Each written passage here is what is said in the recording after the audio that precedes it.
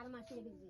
এরপরে আমার মালিক দিদির ছেলে বাথরুমে গেছে না, বাথরুমে যেন গেছে, এরপরে তারা সিটকারি খুললা জানলা ভাঙা বাইরে গেছে তারা টাকাটা নিয়ে।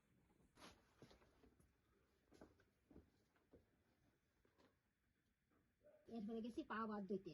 আমার মনে হয় কি আমরা যেন না বইয়া চা খাইছি, হে পিছনে দাঁড়াই না আসলো, এই দাঁড়াই না আসলো যেন আমার ঘটনাটা স্যার ওই যে আমি আইসি পরে দেখছি যে আমার ঘর থেকে টাকা টুকা সব চুরি করে নিছে গা। নিছে পরে আমার মা আমার ফোন করে বলছে যে ঘরে টাকা টুকা সব চুরি করে নিছে গা। কত টাকা আছিল?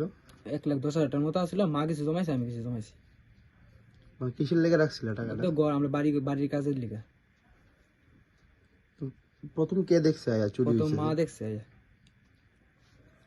তখন তোমরা কই আছিলা? আমি আসলাম দোকানে, আর মা গেছিল কি দোকান থেকে জিনিস আনতে গেছিল কি।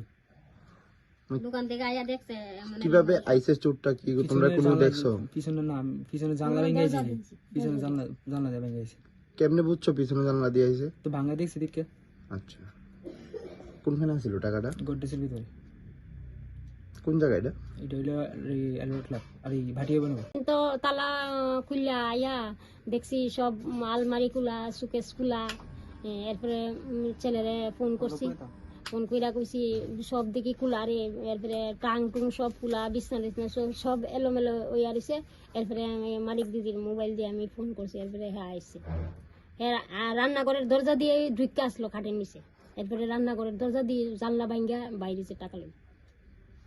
আপনারা কি কেউরে সন্দেহ করেন? না। কত টাকা আছিল?